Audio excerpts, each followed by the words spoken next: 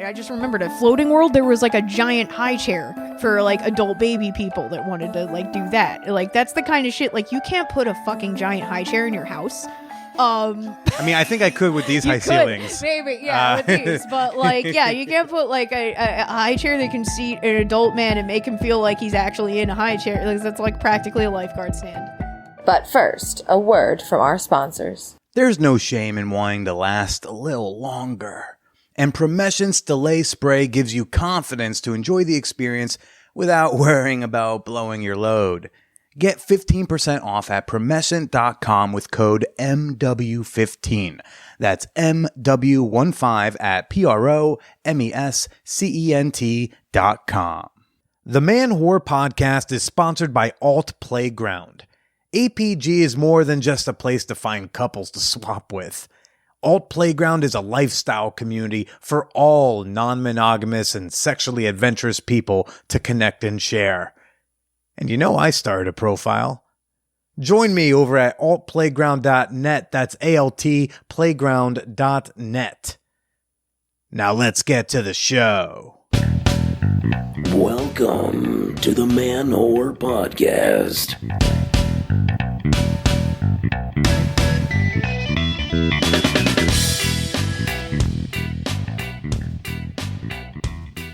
Shout out to all the butt sluts, the dickful thinkers, and the brilliant whores out there. This is Billy Presida, and you are listening to the Man Whore Podcast.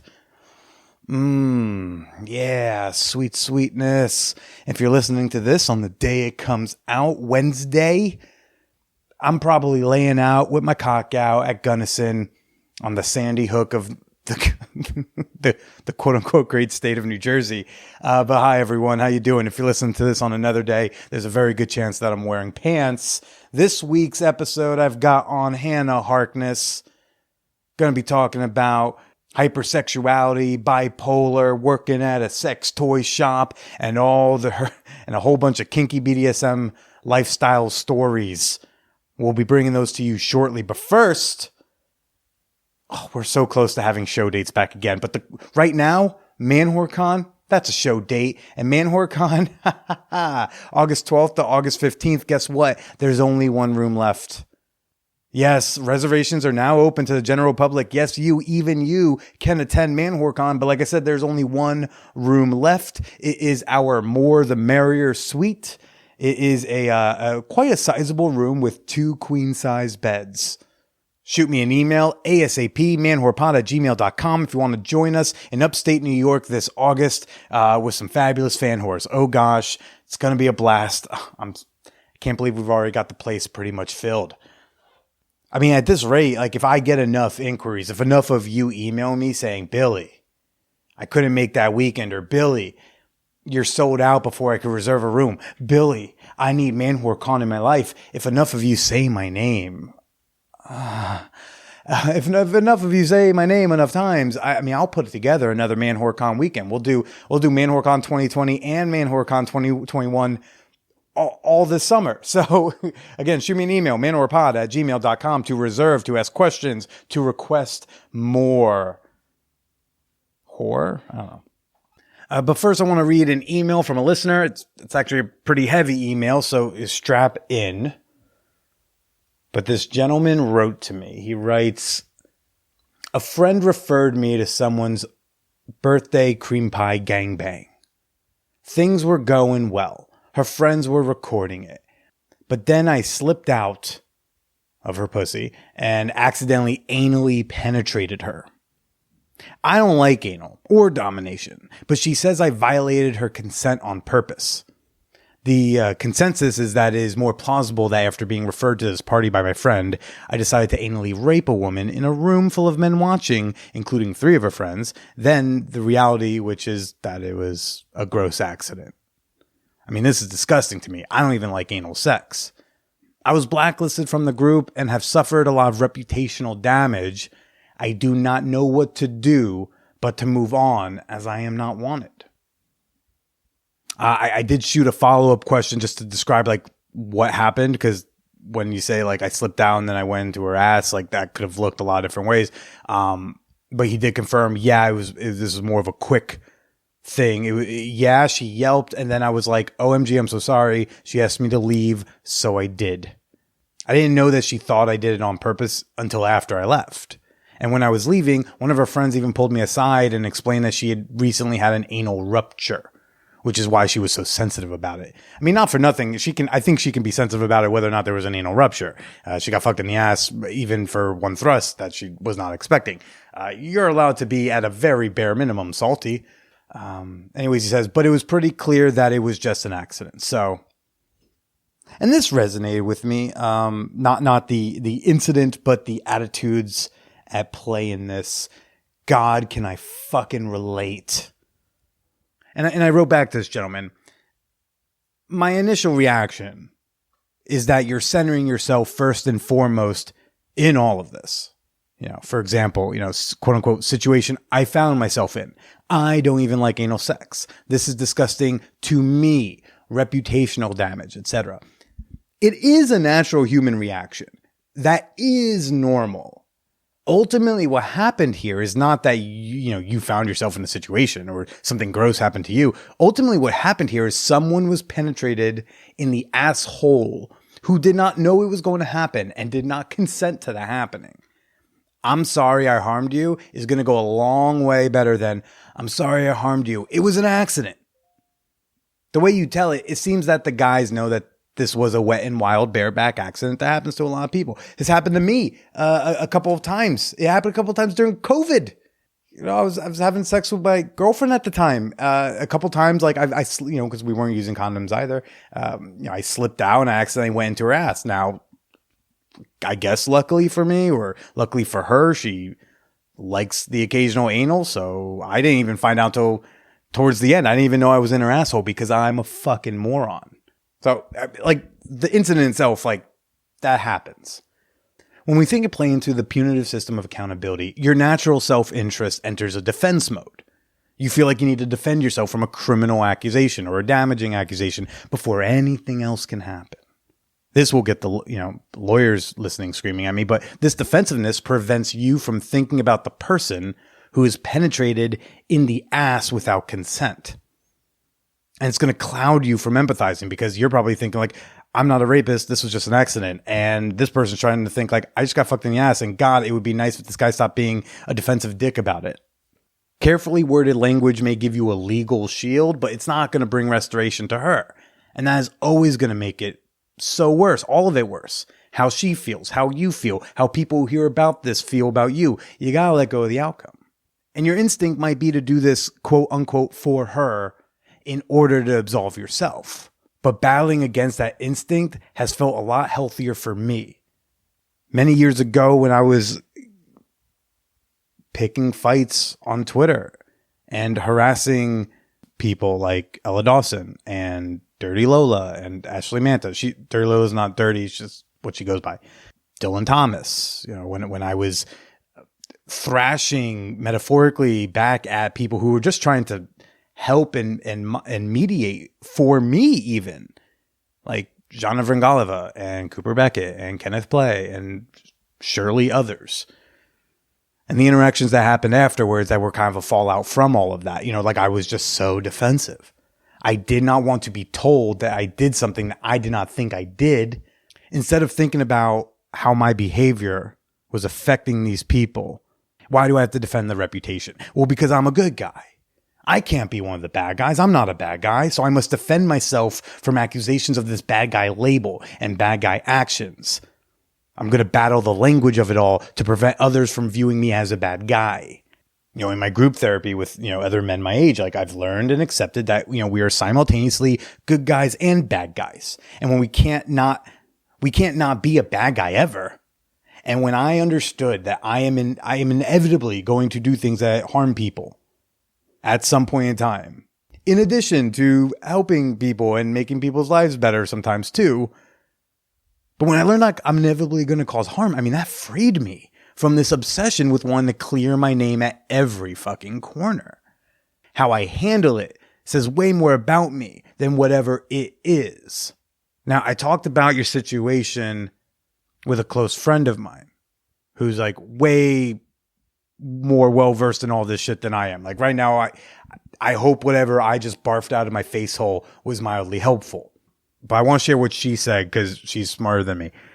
She has degrees in this shit. She said, asking how to make amends would be a great step in addition to not centering himself when discussing it. It was a mistake, but centering his innocence when discussing it will make it look like the only thing that mattered to him was being called out, not the fact that she was harmed by it. He should deeply empathize with the impact on her and focus on how he'd never want to hurt her, which implies it's a mistake, but it's not centering himself. He should also inquire how he would want to help heal whatever wounds he caused and ask what might make her feel better. Depending on her love language, maybe he can offer to pay for a massage to relieve tension, or a therapy session to process, or a doctor's appointment if there was physical injury, because, I mean, there was an anal rupture apparently at some point, right? Or if they're close, which I'd hope so if they're barebacking, although by his description, it does not seem like they were incredibly close. You can offer to maybe help with some housework or other work to alleviate some stress. Maybe he can write a handwritten letter to express sympathy and remorse for the error, or offer to make dinner for her and deliver it, but not required she eat with him. Sometimes if you're traumatized, you can't really pinpoint what would help, but being given options at least shows that he wants to make amends and has put thought into it. I think it's noteworthy to mention that she has every right to tell him to leave after that incident, which I think everyone's in agreement of. But my friend continues, I doubt anyone would lambast and cancel someone for a mistake unless they got hella defensive or shitty about it or protested her asking him to leave, or, I don't know, constantly replying on Twitter and DMs and texting even after people say they're kind of done with it. Just brainstorming ways people can be really shitty and defensive. And I know that if I heard that someone had done this, the most important thing to me regarding whether I'd invite him to another sex party or play with him is how he handled the situation and how he describes it. If he rolls his eyes and gets frustrated by my asking about it and complains or gets defensive, that's a big red flag. Blinking red if he goes on a tangent about or expresses concern about being blacklisted. I won't even entertain that conversation usually. If he expresses sympathy and compassion for her, flag turns bright green. Flashing green if he quote-unquote grounds himself from play parties for a period of time and tells people why he's doing so. Mistakes happen. People know this. How you handle them is what matters. Accountability is crucial. And just as a side note, what I've been learning is that accountability, and this is a language thing that triggers certain reactions, but I've always thought of accountability as a punishment, and accountability doesn't always have to be a punishment. And all punishments don't necessarily have to be this like bad thing. Sometimes accountability is as much as saying, yeah, I did that, and I don't want to do that again. So I hope you handle this well. I hope you've handled it well so far. A little more transparency. This person and I exchanged a few more emails, and it turns out he had sent some messages, and I did have to say, it does sound like maybe you shouldn't try to make any more contact. Personal experience would suggest that, but yeah, say, but it was an accident, minimally, if at all. There will be more appropriate times to calmly say to someone, yeah, and I accidentally penetrated her asshole during one of my thrusts, which understandably harmed her, so she ultimately asked me to leave, which makes sense. But for now, see if there are any amends you may make and move forward. Folks, if you have a particular response to this email or to my reaction, if you have something you want to add or something you are upset about in that, please shoot me an email, manwhorepod@gmail.com. I shall receive that feedback with grace, and you may just hear that feedback on the show. All right. The best way to support the Man Whore podcast, besides telling Billy when he's being grossly wrong, because that's like feedback data that his brain really needs to process shit. The best way to support the Man Whore podcast is to become a member of our fan whore community on Patreon. Yep. It's the best way to get extra access to more of me, more of the show, and support the pod you love, which allows me to, keep doing this thing for y'all week in and week out. We haven't missed a Wednesday in 384 Wednesdays. And right now I want to give a little fan whore appreciation moment to Christopher Reveley. I don't know what the Canadian accent would do. And soon one day, I hope Americans and Canadians can meet at the border of North Dakota and hug again. But for now, all I can do is say thank you so much. And you too can become a member for as little as $2. Right now, I'm running a special promotion on Patreon. Watch out. Listen, air horn. You can get 1 month free if you sign up for an annual membership. Let's settle down together for at least a year. Let's sign a Patreon lease, you and I. How's that? And you can become a member and join all the fun and gain all the access and support the whore you love at patreon.com/manwhorepodcast. That's Patreon, patreon.com/manwhorepodcast.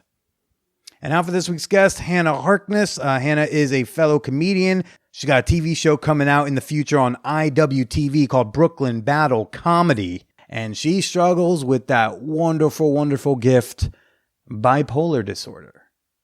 You're in for, this is a action-packed episode. My notebook was filled by the end of it. I hope you enjoy. Let's go chat with Hannah Harkness. There's seriously no shame in wanting to last a little longer in bed. We know it's because you want to spend more time inside your lover and less time panicking about deep breathing and thinking about baseball. Unless you think baseball is hot, then you're thinking about grandma. Unless you have a hot grandma. Then I don't know what to tell you. You're going to need Promescent's delay spray, I guess. That's what we're talking about here. Promescent is this week's sponsor of the Man Whore podcast, and their sexual wellness products are scientifically designed to improve your sex life. They offer a premium line of lubes, gels, condoms, and supplements to help you reach your unique fuck-potential. Promescent's most prominent product, of course, is their delay spray. Folks, it's like a miracle in a bottle. With just a couple of sprays on the penis before sex, your lover's cock will enjoy the pleasures of intercourse without the worries of coming too soon. And Man Whore podcast listeners can enjoy a special 15% discount and free shipping. Never forget about that free shipping, okay? That shit adds up. Okay, get a 15% discount when you use my promo code MW15 at promescent.com. Or just click the link in the show notes to have it automatically applied. Again, that's code MW15 at promescent.com, or click the link in the show notes. Have you joined our friends at Alt Playground yet? No? What's wrong with you? We're reopening. Haven't you seen the news? Haven't you seen the new guidances? I know this is sometimes a little confusing, but just take yes for an answer for once. Jesus. We're reopening, and you haven't hooked yourself up with a membership to the premier lifestyle site in the country? You're wild. You're wilding out, okay? APG has been a longtime sponsor of the Man Whore podcast, and we love that they're merging the old world and the new worlds of non-monogamy into one safe, fun, and sexy place. Whether you're polyamorous, single, swinging, or just curious about opening up, APG is the place to be. And as they say on their site, it's the best damn open lifestyle community in the United States. So find out where the party's at near you at altplayground.net. That's alt playground.net. The Man Whore podcast is sponsored by hotmovies.com. Let me ask you this. You like porn to be affordable, right? You like porn to be convenient, right? You like to choose from a vast collection of porn with all your favorite porn stars and porn studios and fetish categories. Am I right here? Do I have a good read on you? Well, then you need to make an account at hotmovies.com. I don't know what else to tell you. You just kind of have to. Okay? And you got to use promo code MANWHORE for that sweet, sweet 20 extra minutes on top of any package you sign up for. Honestly, and I'm not really supposed to do honesty here, if you hear these ads week in and week out for years at this point, and you haven't signed up for hotmovies.com, you either hate porn stars getting paid or you don't think ethically paying for porn is feasible. And that's why I want you to just try it out for free with that free trial. Plus, your bonus minutes with promo code MANWHORE, you're going to have a nice good starter pack right there to feel it out. Now, yes, you have to give your credit card information. Hey, I had to do it too. But hotmovies.com, and I've worked with them for now, I think 3+ years. They have never charged me without me knowing about it. And they have never tried to sneak some subscription on me that I didn't discover until 6 months later when my wife is moving out of the house. Okay, hotmovies.com, promo code MANWHORE. You're fucking welcome.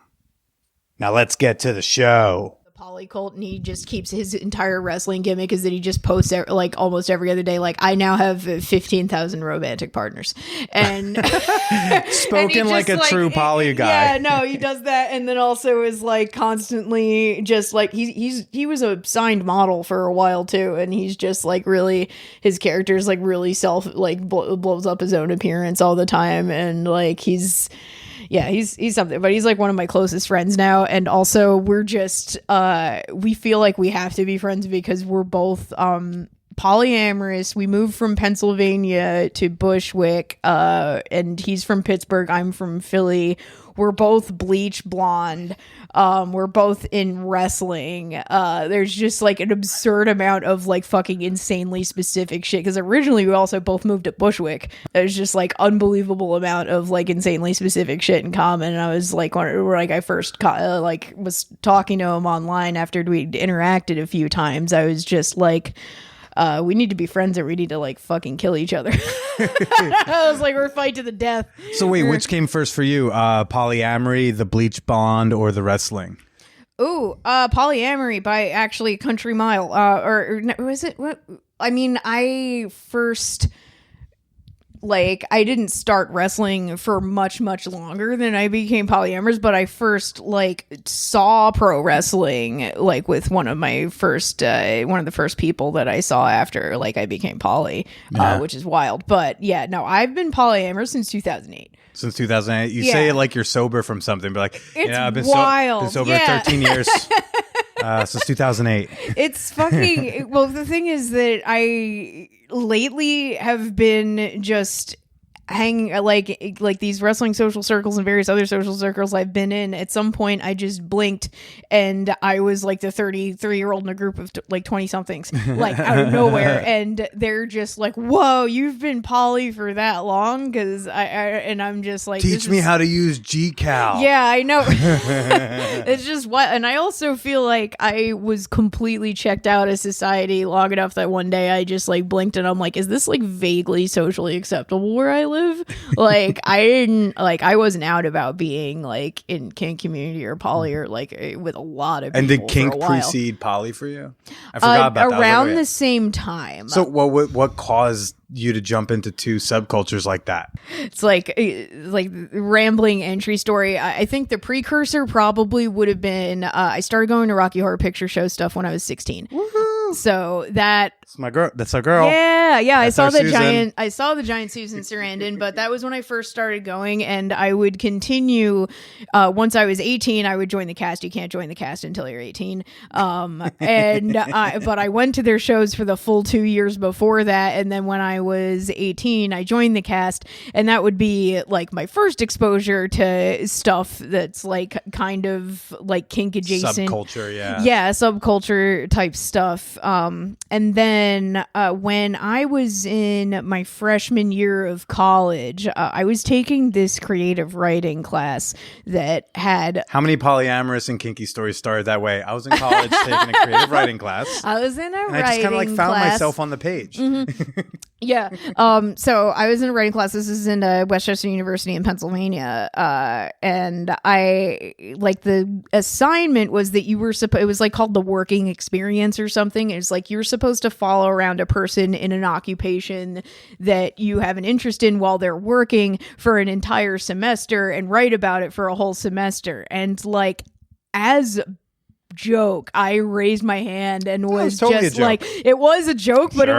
it was sure was. I mean, it was a joke, but it was also keep telling like yourself that because I thought I mean I wanted to do it, but at the same time I was also just like, I don't think he's gonna say yes. I was being kind of a dick. I was like, what about the fucking bondage store on South Street? Because like in Philly, South Street has like 5 or 6 sex shops. It's like known for that. And he was like, yeah, that's a great idea. And I'm like, oh shit. He said yes.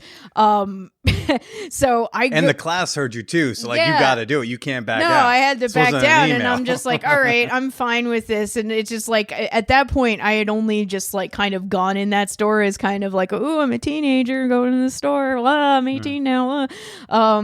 So I just went down there and fucking walked in and figured, like, the manager came down and I just pitched and she's like, oh yeah, sure, you can just come hang out, that's completely fine. So I started hanging out at the store. Passional Boutique and Sexploratorium in Philadelphia is not like, it's not like a not lower grade sex shop. I'm just saying it's like a higher ticket fetish item sex shop. Like if you want to get like a vac bed, if you want to get like a custom made like pony play rig, if you want to get something that's like fucking, if you want to spend good money, you want to spend good money. They have like lower ticket items, but that's not like their thing. No, like, it's there as a trap for people who do buy them, so that they can talk shit about them when they leave. Yeah, right. No, like, and it's also did you see just what he so bought? you can make numbers if you need, like, because we had pretty insane sales training. The craziest thing about Passional is the amount of training that you do, where you had this like Bible of like, these are what all the kink terms are. If you see this kind of person in this relationship, like, like what master slave is. It's basically like she just kind of trained you to not be able to be ignorant around all of the kink subculture and like queer subculture people coming in the store. Like you got like gender pronouns and shit, like hanky codes that you're not even sure if it's relevant. And what? Like, oh, do you no? Is this the gay thing where it's like the different color hankies is like what you're into? Yeah, okay. they flag different things. We that actually real? yes, it's real. We actually got a staff test on the fucking hanky code. You have to, it's a gay leather bar thing and it's a lot more old school, but those also are who those customers were. So we just learned all this shit and we were selling hankies. It's like when I worked at like this old pizza shop and they were like, look, it rarely happens, but sometimes an old man is going to show up and ask if we have truffles to put on the pizza. And this is where we hide the truffles in the back corner of the fridge. You're rarely going to need, but you do need to know it because he spends good money. Yeah, and it's just because they were a specialty shop that was the kind of place. It's like usually if you have a kink item like the violet wand, like electroplay stuff, we had like bondage stuff that was designed by the same person who did the stuff for Secretary, and it was like expensive because of that. It was the same designer. And they also, like, when I was working there, at this point they've combined the two shops, but when I was working there, it was like a high-end fetish fashion boutique, and then a few storefronts down was the sex shop, and it was done that way because people under 18 could buy corsets and like goth costume shit at the other place, and then like people over 18 would go to the other store. And now they have it split up by levels for that reason, like the sex shop stuff that you have to be over 18 on the second floor, and all of the corsets and goth club apparel and shit is down there. Yeah, it probably got a little awkward when they realized the crossover of those.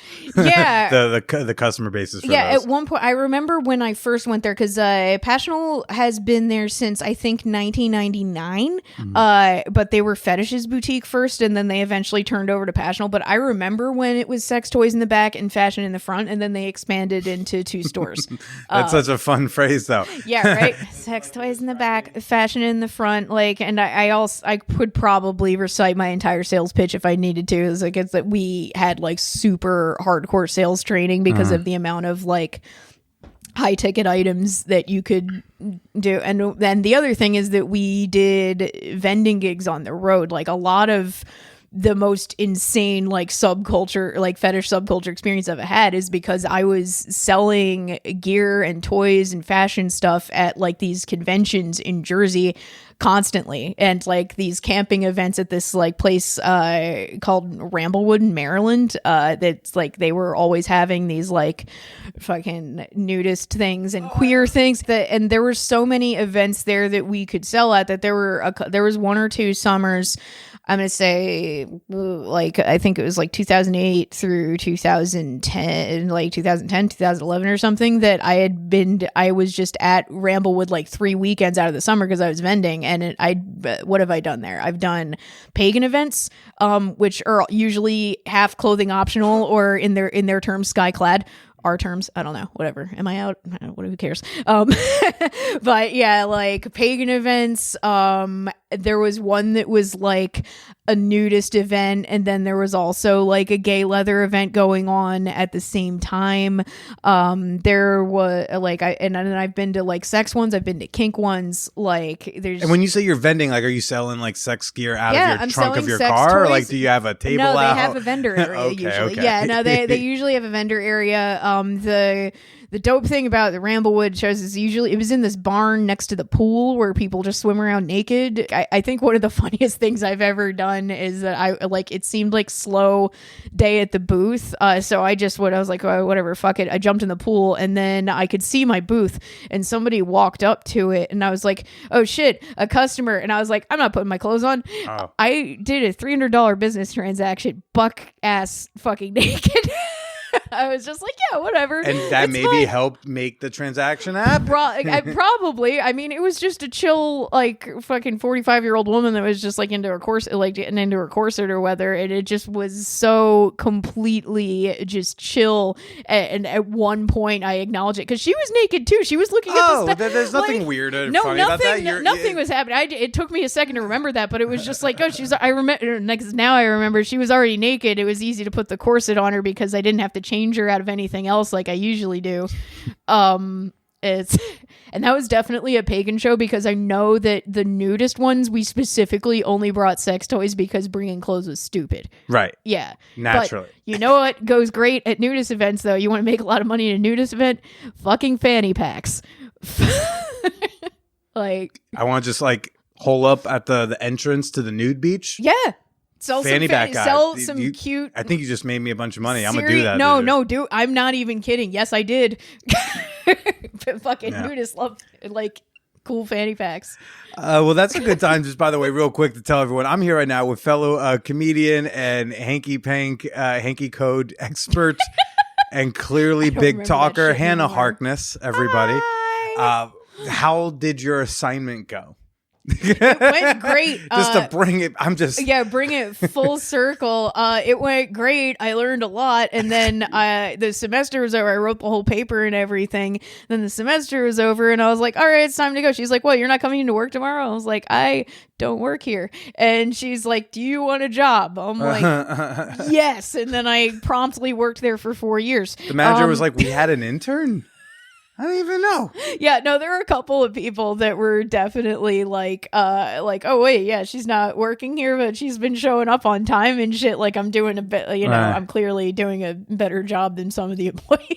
And at the time, were you personally into kink and BDSM, or was that an entry from that job? It was the entry because my job also ran events. Mm-hmm. So my first kink event was, I think it was Libertine Ball, not Diabolique Ball, but Libertine Ball in Philadelphia, which is run by the store I was working at. Okay. And it's a big charity event that they had every year. They were like, "Hey, intern that we don't know about. Do you want to like just go to this event?" I mean, I wanted to go too. I was like, I definitely knew just from like the sex that I'd had previously, but also just like interest from Rocky Horror because like I hadn't really delved into BDSM yet, but like I knew stuff from Rocky Horror, like I was interested in that aesthetic I was interested in. Had you practiced BDSM at that point? No, okay. Not before then, but I had at that point like learned everything about it. Yeah, from like the training manual and also from selling all these specialized products to customers and talking to customers about their relationships because they were. But you'd yet to actually like use the products in a fun way. Yeah, not yet. No. So the first time I did impact play was at Libertine Ball, and there like are a bunch of like BDSM PlayStations around, and there's like dance floor and all that other stuff. This is RIP Club Shampoo in Philadelphia. That is like where most of this kind of shit went down. But there was an older dom that had set up a station in one of the St. Andrew's crosses, Mistress Oriette, and I just asked if I could try. And that was the first time I bought him for impact play. And then what was it like? Tell us about it. Fantastic. Yeah. You've never been hit for fun before. Yeah, no. I mean, I had been hit. Well, not for fun, but at that point, I was a black belt in Taekwondo. And I hold on. Sorry, as someone who only reached red belt. Wow. Yeah, and I'd also studied other martial arts like privately with a fucking friend that trained a bunch of people in his backyard. You know what's funny about Taekwondo is that like you and a totally grown ass adult human can get a black belt, and you could be like next to an 11-year-old who's also getting a black belt. It's awesome. Yeah. like my little sister who's never gotten above 5'1" in her life. She's like 11. She's a black belt, and she's like standing next to like a grown ass human. who also is getting the same achievement. They don't make it fucking easy, or at least at my school, they don't make it easy. Like, there's some places that the belts like are kind of easy to move through, but like I failed purple belt I think like twice, and I definitely failed brown belt twice. I remember that. It's like a whole but anyway, off topic. That was what I used to get hit for fun. Now I get hit for fun again as a wrestler. It's just your life is getting hit for fun. It is consent and hitting people. I'm a switch. But I by proxy involved in the scene because this is also when I was on early aughts FetLife, because that it didn't take long, because there are a lot of people, if you're in that scene, especially a smaller scene like Philadelphia, that like at the time I was calling it dark Facebook. There were people that didn't have Facebook that had FetLife profiles. So I had like a whole bunch of people that I knew in person that I only had a FetLife social media connection with, because I also didn't know most of these people's real names. We all had scene names like that. Like when you're kink scene 10 years ago, a lot of people were just dead ass not using their real names for security reasons. Yeah. So I was short stack. That was like a name that came with me from high school too. But I didn't start using Hannah again as my name until I was 27. I think I was in the kink scene like when I was like 19 was when I started. And do you feel like people are a little bit more open to being themselves today than 10 years ago? Not completely, but based on online dating profiles alone, I will say yes, but I haven't been in the public scene for a very long time. So I don't know. And online dating profiles, and also just the what way makes you say that Zoomer, because they publicly put on their profile a kink, this, that, the other thing, especially something like Tinder where fucking anybody can see you. And you don't aren't getting anything filtered out. Like any fucking person could see you be a couple looking for a third. And OkCupid is a little bit more like they look to see what the fuck questions you answered before they start showing you people like that. And then also just the general attitude of Zoomers towards sex, because what's a Zoomer? Meaning Gen Z. Just Gen Z's attitude towards sex as a generation that has been exposed to hardcore pornography for a very long time is much more tolerant than ours, and if anything blasé. Like I get more because I'm in this position now where I look younger than I am, so younger people are making passes at me, especially in pro wrestling. I've noticed that they're a lot more open about shit like, oh, I fucking want that person to spit in my mouth. Like it'll just like that. It's just like boo. It just like comes out. It's a much more sexual society now than 15 years ago. It's a much more sexual society, and also just like that younger generation. And the only reason I'm willing to make this generalization is because I keep fucking asking them directly. I'm like, no, are you guys seriously all just like fucking hit me with a bicycle? Like that's how you hit on people? They're like, yeah, like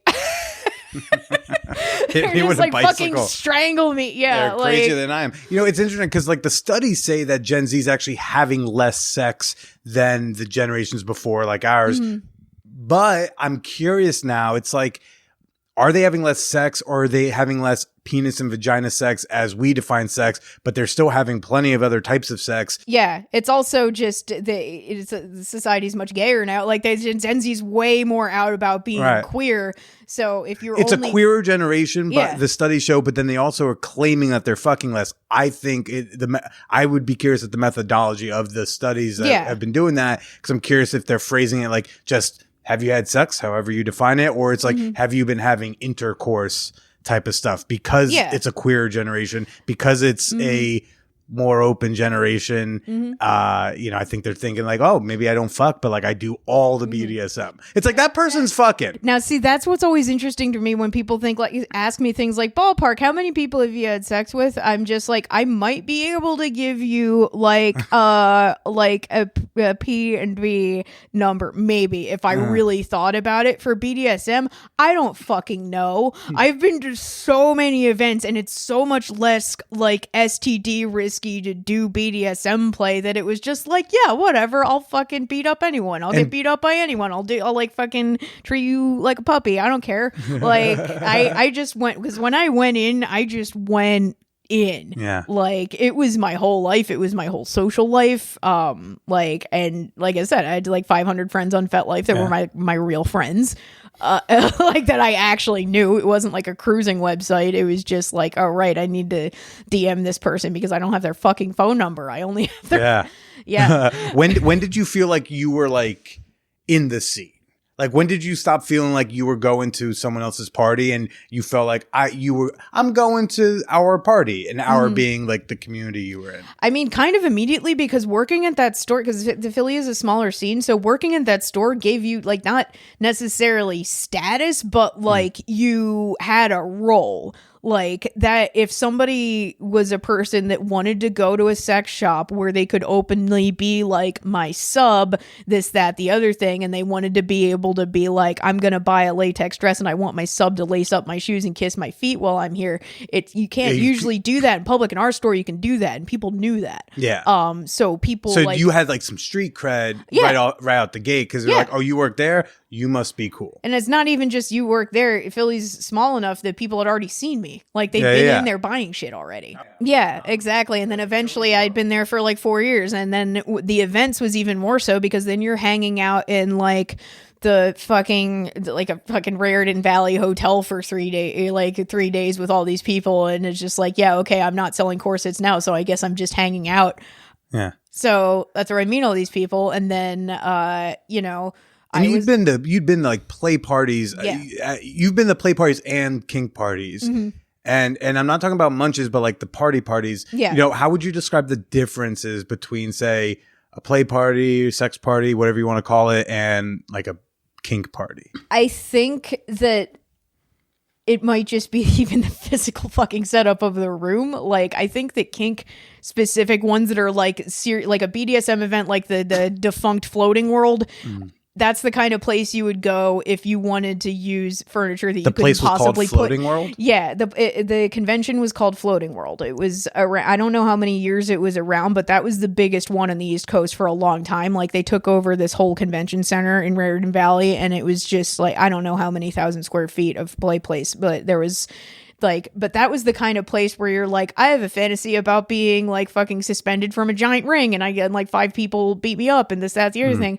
Like, and there's just like every conceivable piece of furniture or expensive equipment that you'd want to borrow from somebody else. And then people on FetLife would like create a group like Floating World 2010, and then different people would be posting like, I have a fantasy of like having 5 women massage me, or this, that, the other thing. Is anybody interested in potentially playing? And people would by the way, what a tall order. Be like, I know, no big deal, but like, if I could get like 5, this is, I know I'm being a little greedy, but like, if I get like 5 women to massage me, I'm just throwing it out there if anyone would be interested. A lot of these people are already friends, which is helpful. You know, it's still kind of like world's largest small town, but at the same time, there's a lot of stuff, you know, just people were like, hey, I'm interested in having like a little like coloring party for littles or something. Like you know what a little is. I know what a little is. Do you want to tell a listener what a little is? Okay, a little is a little is somebody who's pretending to be younger than they are. And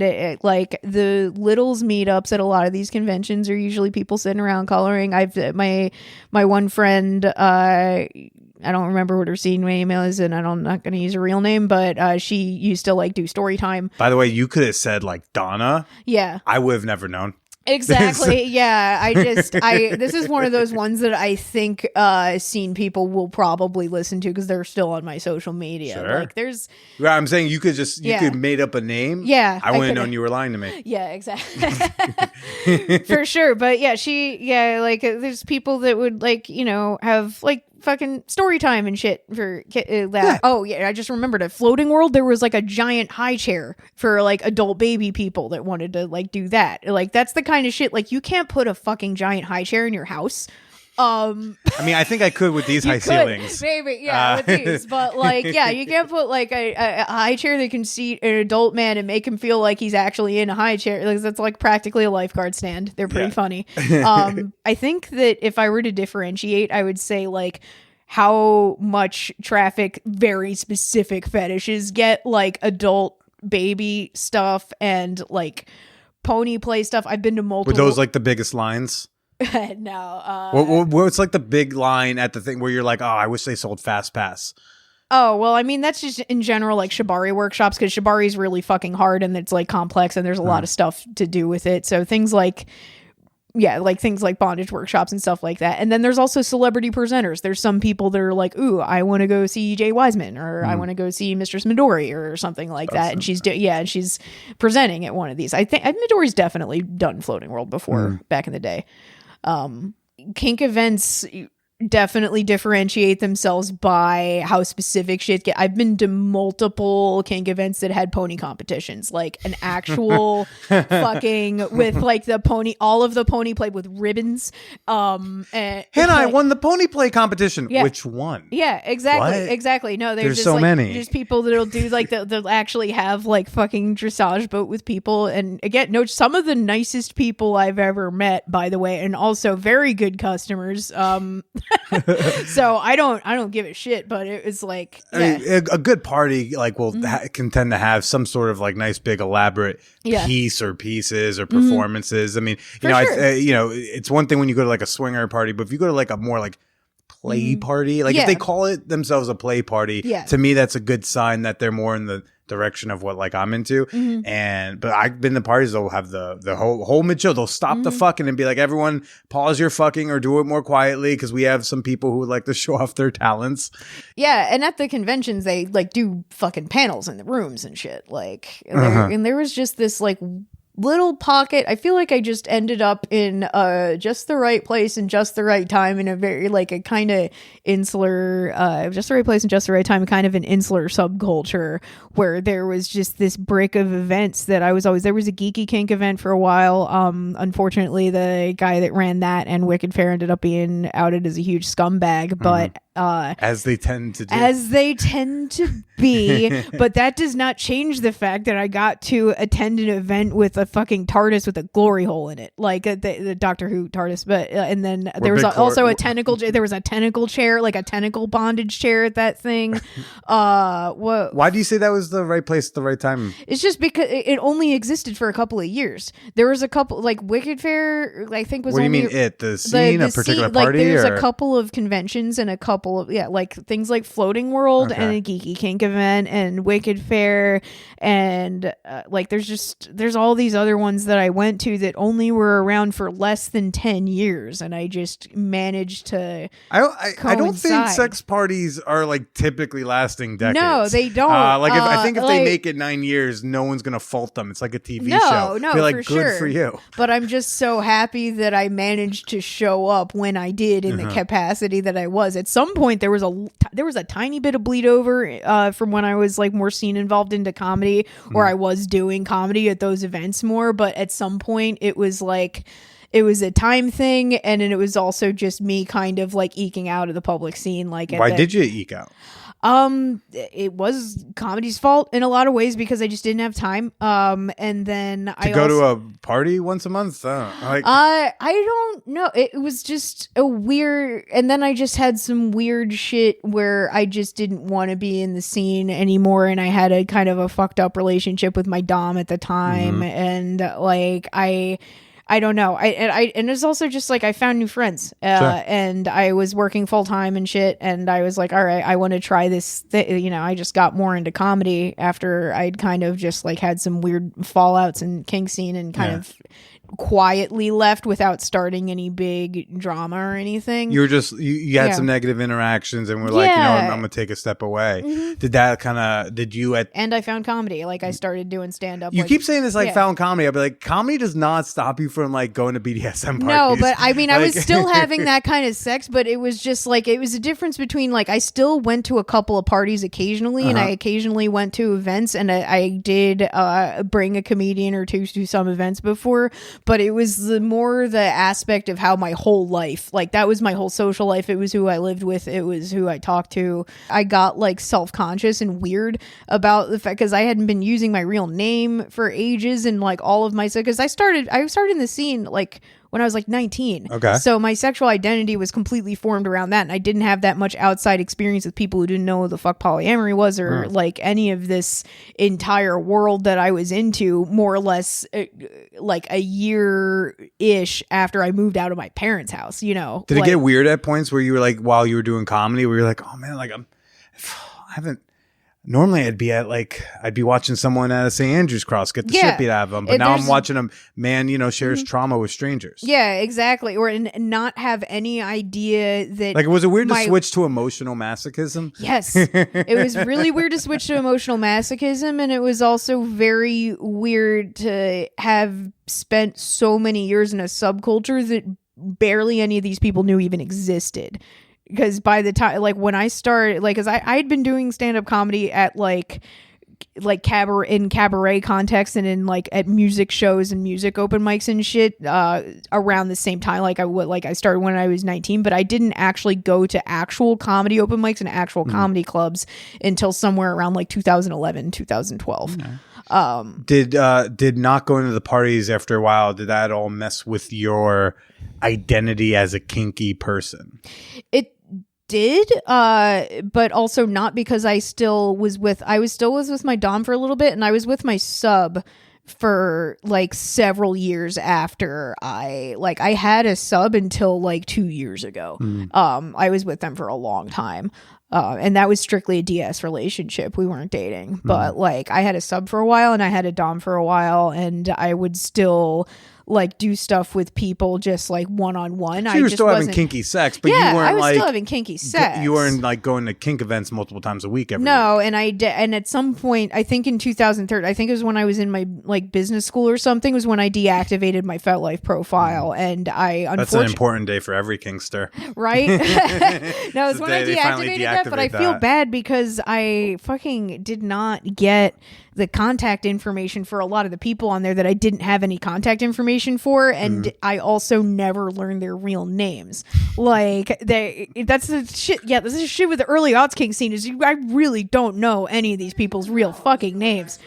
And it's always interesting when it's like you're from the retail perspective, people will recognize you because they've talked to you about deeply personal stuff, but sometimes you'll be out in the street and they don't want to make eye contact. And right, because they're like, how far their anus dilates. I fucking respect that. I had a high school math teacher come in and buy lube from me, and it was fucking hilarious. I didn't somehow manage to completely not break composure the entire time, but dude walks in while I'm literally fucking cleaning a display dildo with a selfie wipe. Like I'm not selfie wipe. What the fuck, Swiffer wipe? But like a Swiffer wipe, like I'm jerking it off. And a high school math teacher walks in, and I was just like, oh shit.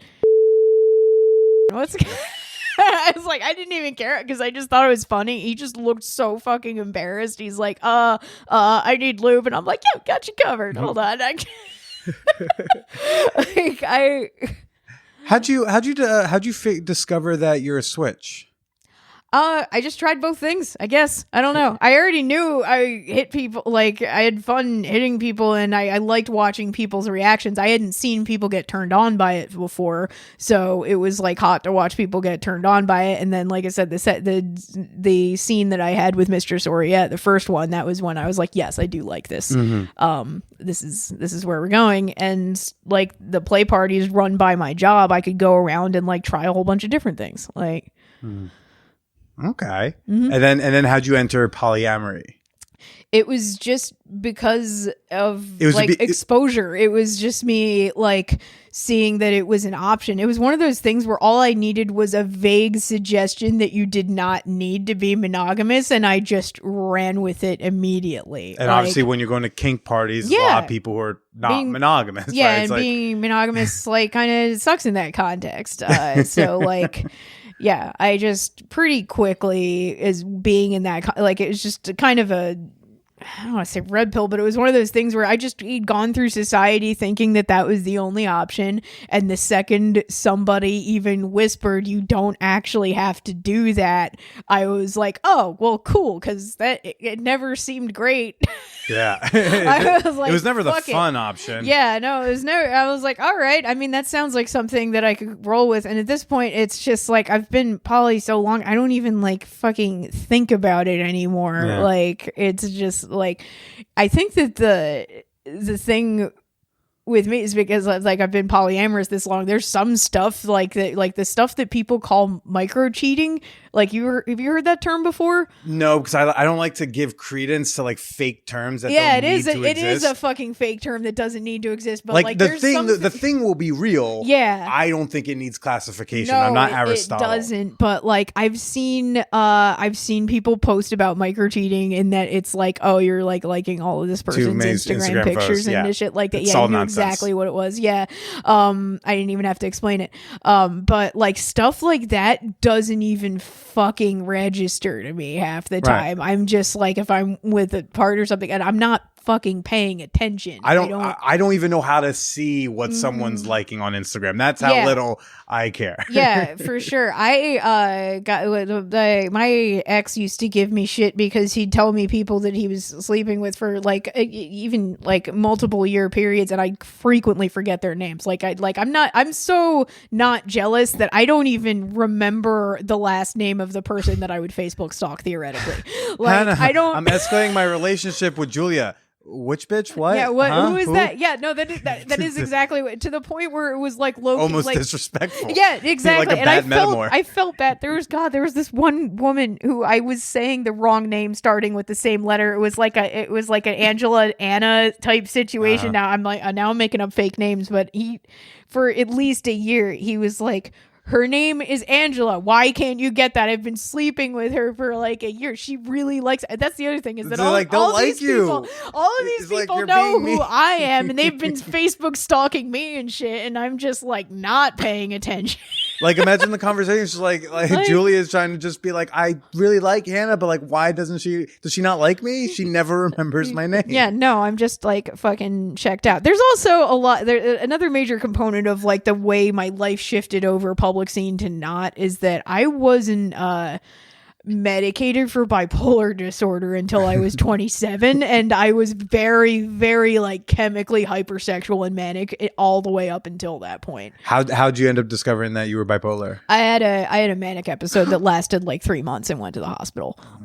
Yeah. Was it like JF O'Donnell's where it's like you thought you were in the CIA? Yes, we've had a discussion. We both have had a messiah complex. Did you both have the same imaginary supervisor at the CIA? No. We didn't. I didn't have a government-based one. Mine was strictly. But it's funny because you were rogue. Yeah, you were pretend rogue. He was pretend CIA. Yeah, exactly. No, mine was like strictly like spiritual related shit. But like we've both talked about how we've had god complexes before we got our medicines, our respective medicines. And was that coming out in your sex and dating life at all? I mean, it was incredibly I'm not talking about the actual episode at this point. So like the hypersexuality aspect of it, like, yeah, I think that there was some partners that probably didn't want to be as non-monogamous with me as I wanted to be with them, that I was just kind of glazing over because I was hypersexual. I think that what do you mean by that? Like, I think that it was just like, yeah, they said it was okay, but I wasn't like really paying attention to like emotional inflection and stuff like that. Like if I had been paying attention, I could probably tell they were more jealous, and it was something that we needed to discuss more. But I was more like, he said yes, like. And then also just the big component, like bipolar mania and hypersexuality, is that you're willing to put yourself in like dangerous situations to get sex or go to sex parties or things like, or just like, you know, it doesn't really matter if you're going to a strange apartment and like with some dude like. You are describing like my Reddit posts, so now I'm concerned about who answers my posts, because I've literally, I mean, geez, for the pandemic I had a glory hole in my last apartment, and the post was literally like, yeah, I probably seen these doors in Bushwick. You walk down steps in a side door into a basement, and then you walk down a hallway and there's a curtain, and then I don't murder you and you blow me and leave. Yeah. So now I'm like, wait, were all those women manic who came? No, they're not all, but maybe some. No, they're definitely not. Statistically, at least 1.5. Also, you just described a very pandemic situation. All of us were doing stuff like that. I've been doing shit like that for years. For like a decade, I've been doing weird Craigslist ads. Yeah. Am I? No, okay. No, sorry, I mean that I did. Like, I mean, I can. You know, I was doing shit in a different country like that was like that. You were like last minute fly somewhere and do a thing? No, I lived in Norway for 6 months when I was undergrad. I was like in 2010, and I found Norwegian FetLife, and I was meeting up with people with Norwegian FetLife, you know, and this is a completely different country where I don't have a handle on the language at all. And I'm just going to clubs and shit, and I'm like, nobody knows where I am. Like, none of the people at the college knew I was doing that. They just knew I was getting on the train to Oslo, which was 45 minutes north of where I was. And you're engaging in like sex acts that like definitely requires communication. Yeah, it requires and things like that. I mean, most people in Norway speak English because it's not just American people coming there. It's everyone else from every other country that's obviously not learned Norwegian. Also, other countries tend to learn at least one or two other languages. Yeah, for sure. No, we suck. But yeah, I like... Did you notice a change in your sex and dating practices after you were like properly medicated? Yeah, I think that I was doing stuff that was a lot less dangerous. I think that I like was thinking more, because it's also, you know, it was also different as like if you early aughts young woman too was a completely different situation. People didn't always know where I was. I didn't have a smartphone for a lot of this.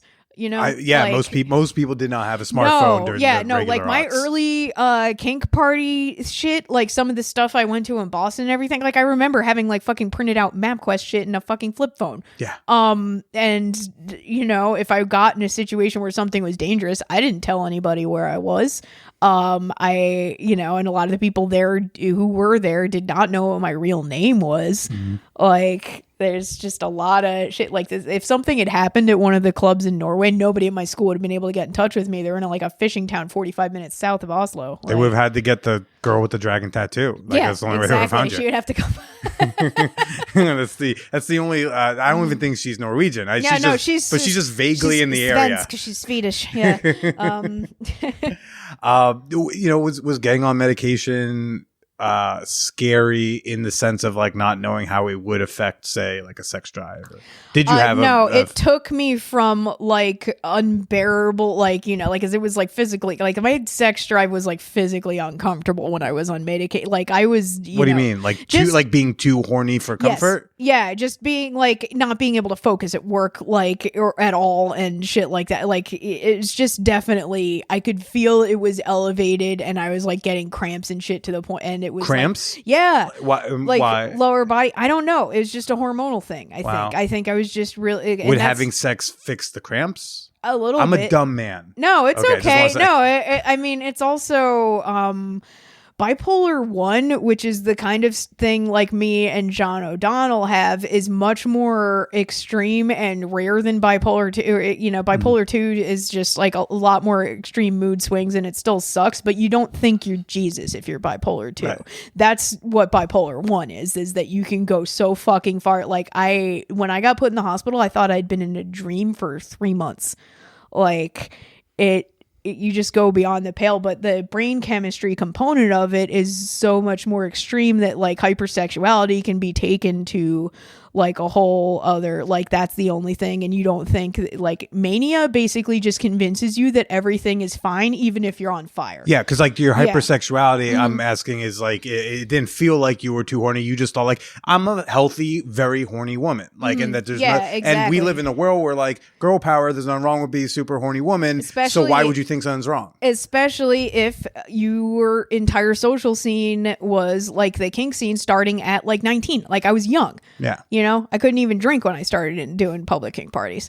Yeah. Like, and a lot of those parties you weren't allowed to drink anyway, so it wasn't a big deal. But like, I was going to shit in like warehouses in Northeast Philly that nobody knew where I was, and I was real young, and a lot of people there were a lot older than me. It's kind of wild. Like, I mean, I had martial arts training, and then I also had the advantage of black belt.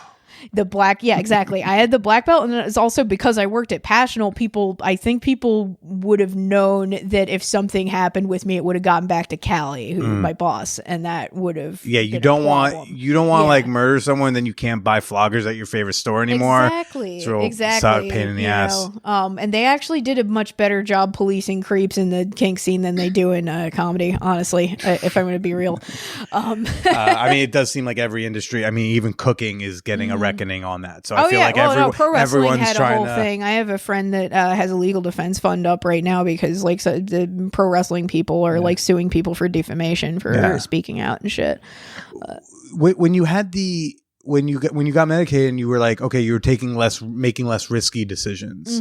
And I was also just not uncomfortable all the time with like how high my sex drive was. It just kind of came to like a regular high and not like this needs to inform every action that I have. So let me get this straight. You are such a horny woman that even when properly medicated in part for hypersexuality, you just became a normal, very horny woman. Yeah, exactly. It was just normal. And also it was just a lot more attentive to my safety. But then it's hard to say how much of that was the meds and how much of that was that episode scared the living shit out of me. And it made me interact with like, I'm not the same person as I was after that episode. That completely changed my personality. Like I stopped trying to be like actually famous as a stand-up at that point because I was just I got really fucked up socially. Like I didn't know who I was anymore. I couldn't trust myself. And then it was also when I was in like when that happened, I was also finishing up my master's degree and trying to move here. So there was just a lot happening, but like that, like that episode also just kind of changed my relationship with like interacting with anyone. So that bled over to interacting with sex. And it was also just this, like weird shame thing of like, oh yeah, I got hospitalized for a God complex. You want to continue this date? Yeah. Like what was your first serious romantic relationship like medicated? Probably would have been there was a guy I saw like right after I got out of the hospital that I met on OkCupid that I saw for about a year. And then that we broke up just because I was kind of already on the way out to the door to New York. But then I had also just recently met my most recent ex that I split up with in January, that we had been together for like 4 years, and I was kind of like moving to New York.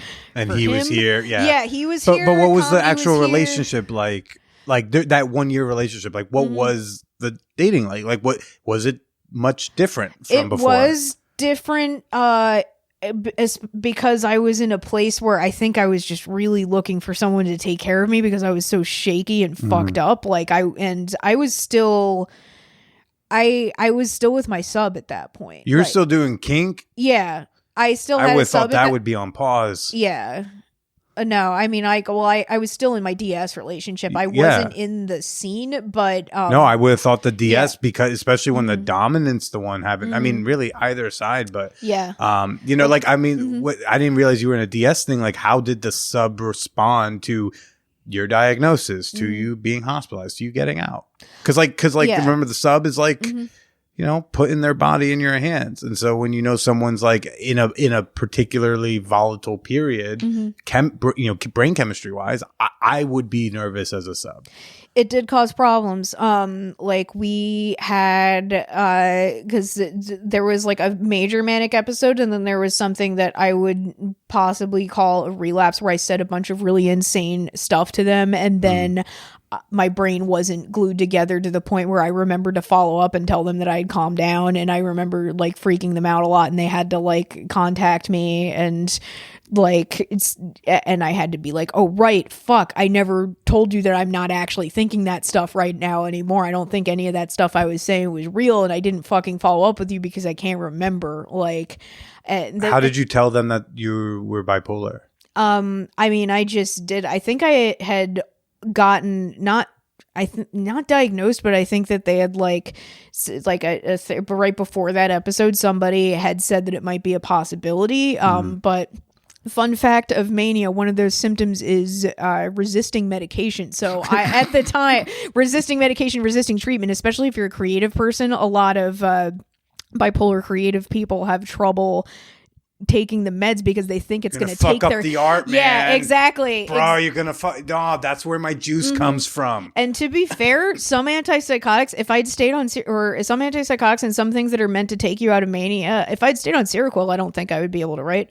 That fogged, like, that was what they gave me to punch me out of the sky, or is what I was saying. Like, that was the tranquilizer dart they shot me with when I was in the hospital. And then I eventually ended up on Lamictal and Wellbutrin. But what I was getting at was like, you know, did this incident happen, and then the sub's like, hey, this stuff, you know, this is how I'm feeling, etc. And then you have to kind of be like, yeah, it turns out I'm bipolar. And I'm really sorry. I mean, I told them when I was in the hospital and that I had been working on stuff, but I definitely wasn't communicating enough. And I definitely wasn't, because I was just very disassociated from reality in general. And I didn't know what was real and what wasn't, because I had just spent 3 months seeing and hearing shit, and I am pagan, I am spiritual. There's a lot of stuff that I would be not necessarily on a recording be willing to be like, yeah, that was real, but at the same time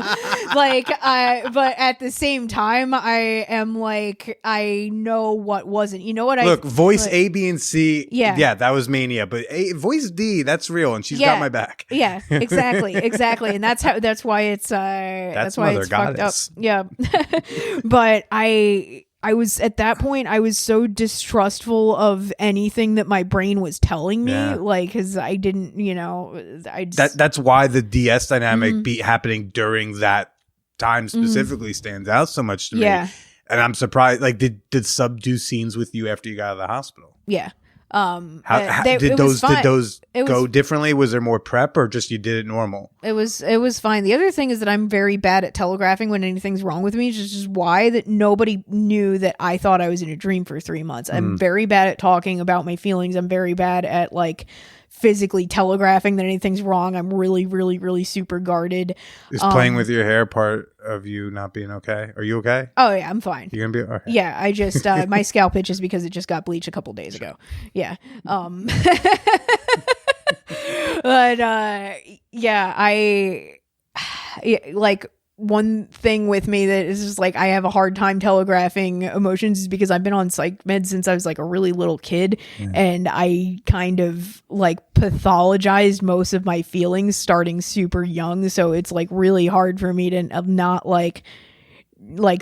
be sad out loud, because I in the 90s there was that little brick, when that South Park Ritalin episode came out and shit, there was that little brick of kids being over medicated for ADHD and shit like that, and I was presenting enough symptoms that could be interpreted as psychiatric symptoms when I was a younger child. I was not getting out of bed, I was sleeping under my bed, I was hitting my head on the wall, I was doing all this shit that was easy for a 90s psychiatrist that is trying to take these drug company kickbacks and give everybody Adderall and Ritalin. They're look at this fucking guinea pig. Way too early. It was are you sad for too many days? Then maybe we need to change your meds. So my relationship with my feelings is very confusing, and what I telegraph outward usually has no match.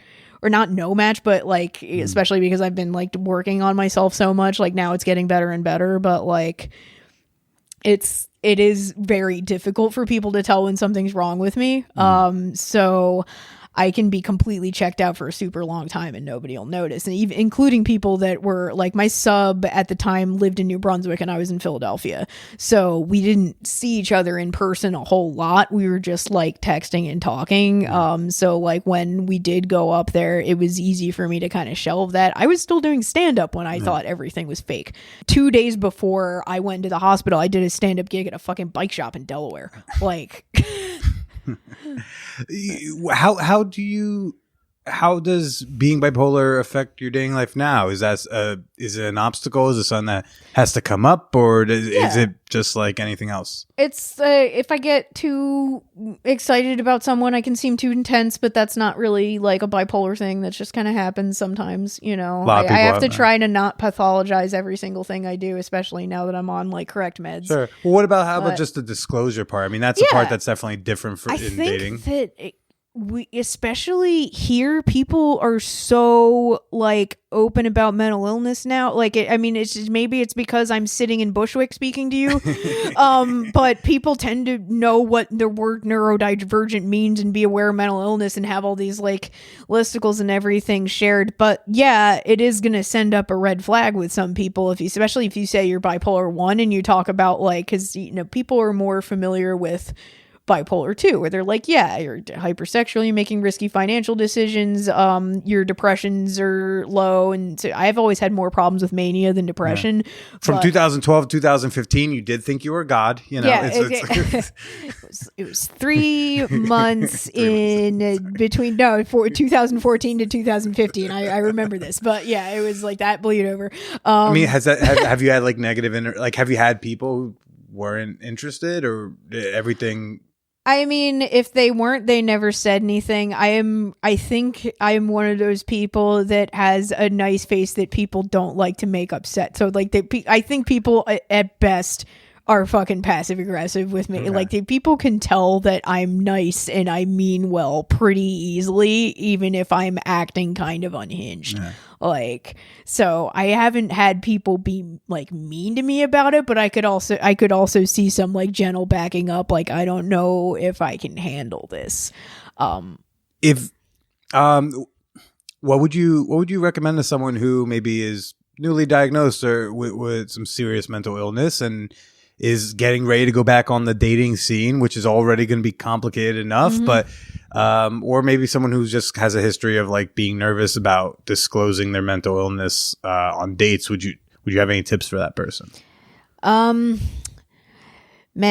I think it's just be cognizant of what you want out of any date or interaction that you're having that day and not thinking too far ahead. Like, I think you just need to be because the thing is, be like, you sit down on a date, I'm like, all right, what do I want to do with this person right now? Do I want to hang out and have a beer and possibly go back to their place later? Or do I want to talk about my trauma right now? What do I want to do? And like, do I really feel like I need to disclose that right now because I want to know if this is going to be a relationship in 5 weeks? I mean, there's like some, like, I think that there's some people that bond over that kind of, like, I'm not saying you shouldn't talk about it on the first date, but like, if you want to develop a connection with somebody else who is neurodivergent on the first date, okay, cool, that's for you. But like, if you don't want to go into this first date and immediately drop this baggage on someone, or you feel like that's not something you want to do, or it makes shit weird, I don't think you should have to do that, because it's just a first date. Like, you're not trying to marry the motherfucker yet. Like, you know, it's at that point, if you do get to the point where you're like, I would like to possibly pursue something more serious, and until that point you hadn't been comfortable talking about your mental illness, then maybe then that's like, might want to talk about it. But it's just like, I don't know. It's very case by case. I think that it's really managing expectations. If you're dealing with mania, managing expectations really important, and also just writing shit down and just trying to stand outside yourself. Like, does this look bad? Like, if I like write down, I'm meeting up with a man whose name I do not know on FetLife at his house. Nobody else will be there. No one knows where I am. Like, if you like write that shit to like look at, I'm like, does this look bad? Would I tell my friend, girl, don't do that? Yeah, exactly. Like, would I, you just kind of said, because it's so easy when you're in mania fog, everything, it's the rose colored glasses from hell. Sure. Like, everything seems fine, like, and it's very hard to step outside yourself with that. And then that's what makes bipolar 1 so scary, is then there's usually I'm very fortunate that I don't end up in the depression side of it that is as extreme. Like, I'm not ever super well. I also believe in reincarnation, which is why I'm not suicidal. It's like a weird line I do. I would just end up back here anyway. Yeah, no, I'd probably be a fucking snail. Here's the fucking this is the thing is that I was already on that team, and then at one point I listened to something Duncan Trussell was saying, and he's like, there's no guarantee that death is the end, and I'm like, he's right. I have no way of knowing that, and why would I kill myself if I have no fucking way of discerning that? Because it might be, but what if it isn't? I mean, I guess, let's all make major life philosophical decisions based off what Duncan trusts. Yeah, I mean, honestly, well, it's just that, and it's also like, I mean, I already believed in reincarnation, but here's the deal: if it takes a reason that loopy for me to not kill myself, then fine. Like, what? It's not like I'm making a decision of like what the fuck, like doctor to pick over this logic. It's whether or not I live or die. And I'm like, I think my family would like me to believe this. Yeah. I won't kill myself, but I don't get anywhere near as depressed as I get manic.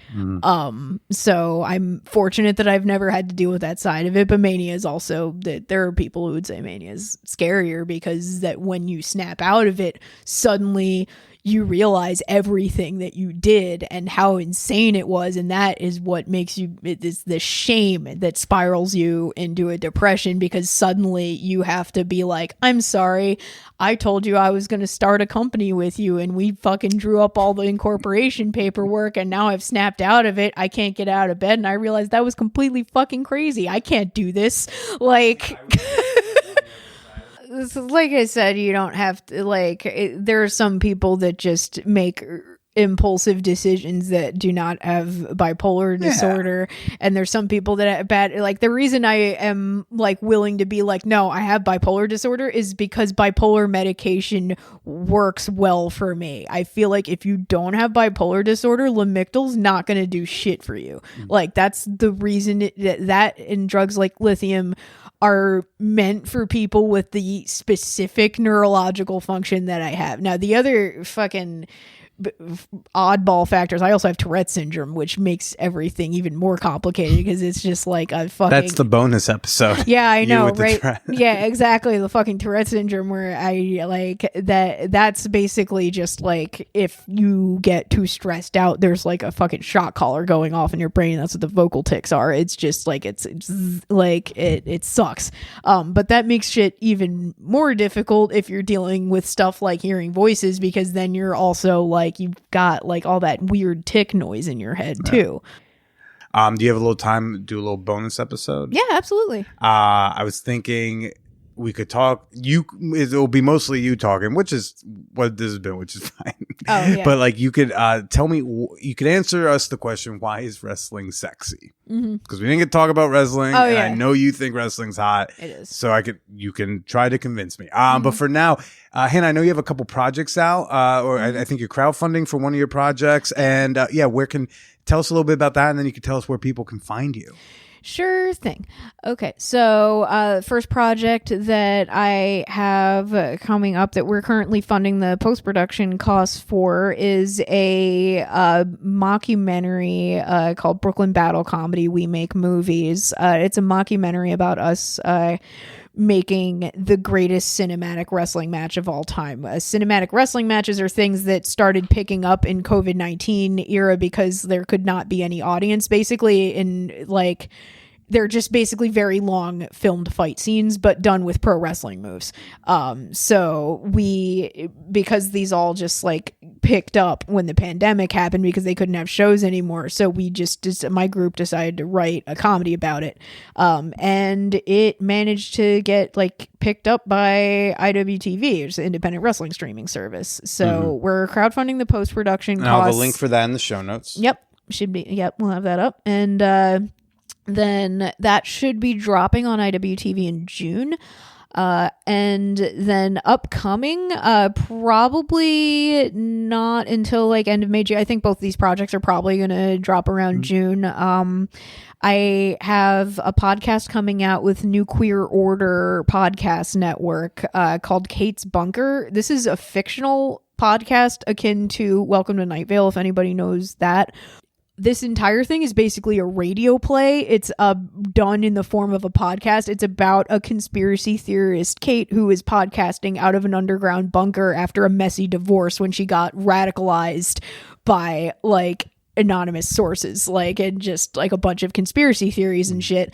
So she's just doing this conspiracy theory podcast, but like the way that podcasters have beefs with other podcasts and they bring guests on and shit like that, I basically just writing a play where all of this shit is completely fake. Like we have a fake beef with a baseball podcaster in there for no reason. Like I'm making up bullshit conspiracy theories that she talks about. The guests are fake. Like she's like there's a fucking fake Joe Rogan character. And then there's like I'm like having phone fights with my ex-wife on there and shit, and it's just like this podcast network, like I'd already been thinking about doing something like Welcome to Night Vale before, and this podcast network asked me if I was interested in having a show because they were expanding programming and knew me, and I was like, are you willing to edit something that's like basically TV for radio that's unnecessarily complicated? And God bless them, they said yes. So Kate's Bunker should probably be dropping sometime around June as well. All right.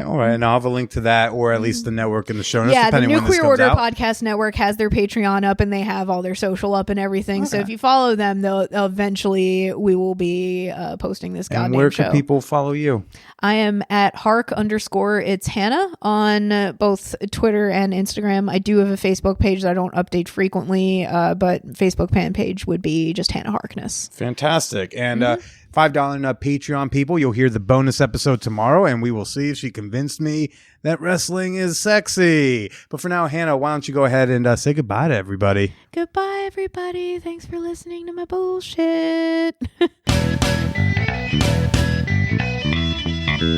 Sadly, we did not have enough time to really get into the weeds of the sexiness of wrestling on the main show. So we did do a bonus episode. We did like a nice 21 minutes extra talking about what is so sexy about people grappling each other in spandex, in latex, with various masks and role-playing characters. Who on earth could possibly find that erotic? Couldn't be me, right?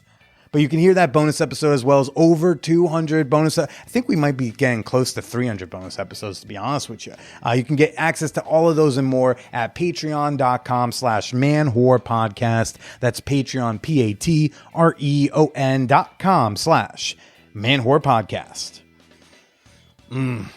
After I'm done editing and uploading this, I gotta pack a bag for the nude beach.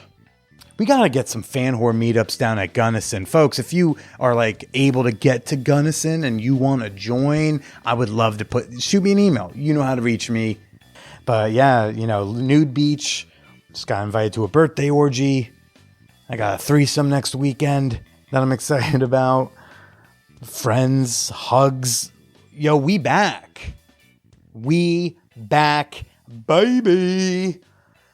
Please share the Man Whore podcast on your social medias publicly, preferably on your real names account.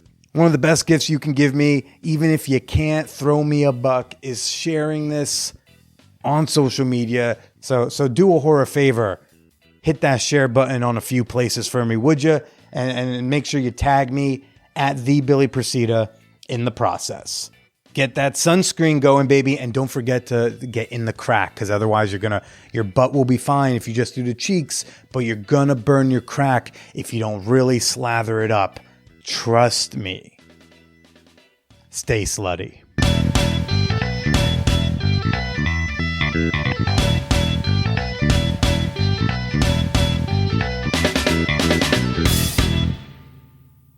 HotMovies.com has long been an ethical and affordable place to hashtag pay for some of your porn.